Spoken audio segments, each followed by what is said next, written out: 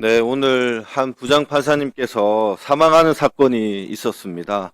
그것과 관련해서 정확한 사인도 나오지 않은 상황에서 저희가 말씀드리는 게 매우 조심스럽다는 생각에 우리 민주당은 언급을 안 하는 게 좋겠다라고 생각했는데 우리 나경원 의원께서는 마치 그 죽음이 우리 민주당이 발의한 법 왜곡죄나 뭐 사법부에 대한 압박 때문이었다는 취지로 얘기하시는 것을 보면서 정말 경악스러웠습니다. 경악스럽고 한 공간에서 저런 얘기를 듣고 있는 게 과연 맞는지 제 귀를 의심했습니다.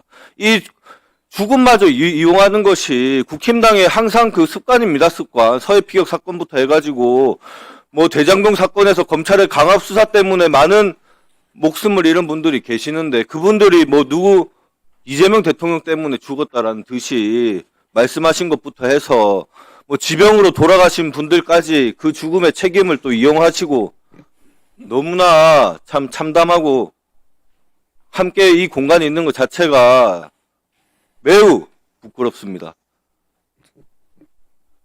또한 그 지금 유족과 그 고인에 대해서는 매우 모욕적인 발언이기 때문에 이 부분에 대해서는 나경원 의원님 본인께서 적절한 입장 표명과 사과를 해야 된다고 저는 생각이 듭니다.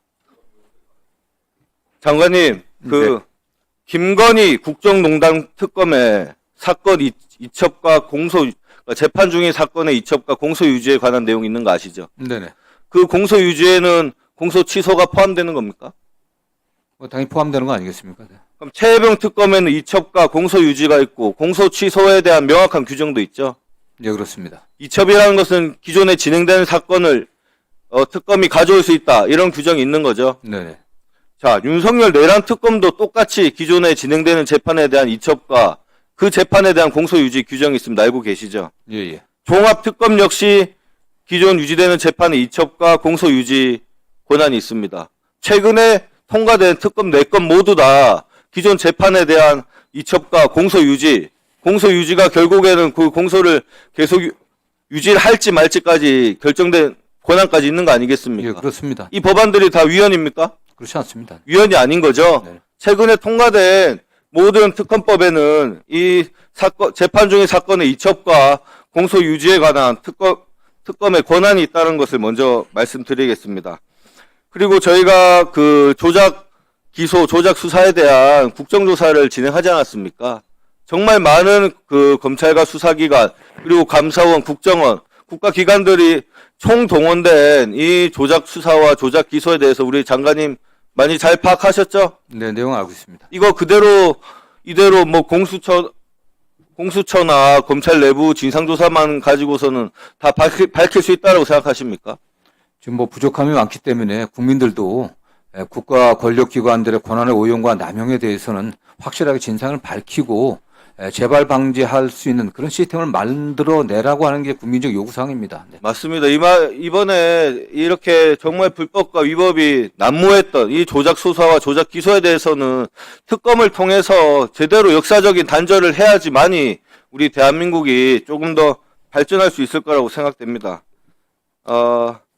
그리고 우리 장관님 한 가지 더 다른 얘기긴 한데요.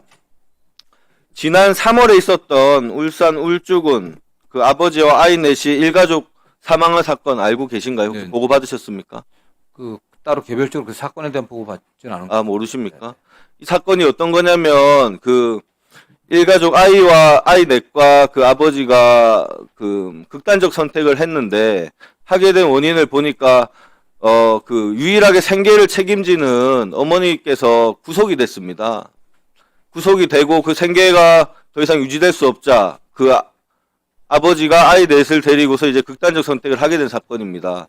지금 법안도 많이 올라와 있고 올해 연말에 이제 그 수용자 처우에 관련된 법률인가요? 거기에 뭐 육아나 이런 관련된 내용도 포함되고 있는데 법무부 내부에서도 지금 그 생계를 책임지는 뭐 아버지가 됐든 어머니가 됐든 이런 부분에 대해서 구속하거나 향후에 그 수용자 처우를 함에 있어서 좀 더 많은 고려를 해야 되지 않을까요? 어떻게 생각하십니까? 예, 뭐 전적으로 옳으신 말씀입니다. 지난해 수용자 가족들의 생계 지원과 관련해서는 법안도 통과되고 또 예산도 반영되어 있습니다. 보다 적극적으로 저희들이 관심을 갖고 특히 미성년 자녀들에 관련해서는 또 지자체와 또 관련 단체와 저희 협력해갖고 이런 사고가 재발되지 않게 정말 최선을 다하겠습니다. 네.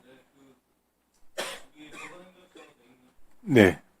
법원에서 영장을 발부한 함에 있어서도 이런 가족 내부의 사정이나 이런 부분은 전혀 고려 안 하고 있죠. 글쎄요, 꼭 그렇게 단정하기는 어려운 것 같습니다. 영장 발부 여부를 결정. 예. 본인이 유능한 변호사 사서 그런 부분 주장을 하면 뭐 반영할 수 있겠지만 법원에서 직권적으로 신문 과정에서 들어가 있거나 그런 식으로 내부 교육을 하거나 하진 않잖아요.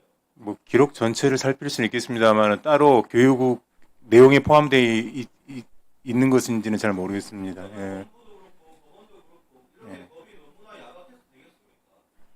좀 적극적으로 나서서 그 영장을 청구하는 단계나 그 영장을 하는 단계에서 걸러낼 수 있도록 또 이렇게 걸러냈을 때 그렇다고 해서 범죄자가 또 풀어주는 이런 문제가 있지 않습니까? 이런 부분에 대해서 좀 더 적극적으로 어떤 방안을 강구해야 될지 좀 연구를 해서 좀 방안을 만들어서 좀 보고해 주시기 부탁드리겠습니다. 예, 알겠습니다. 네.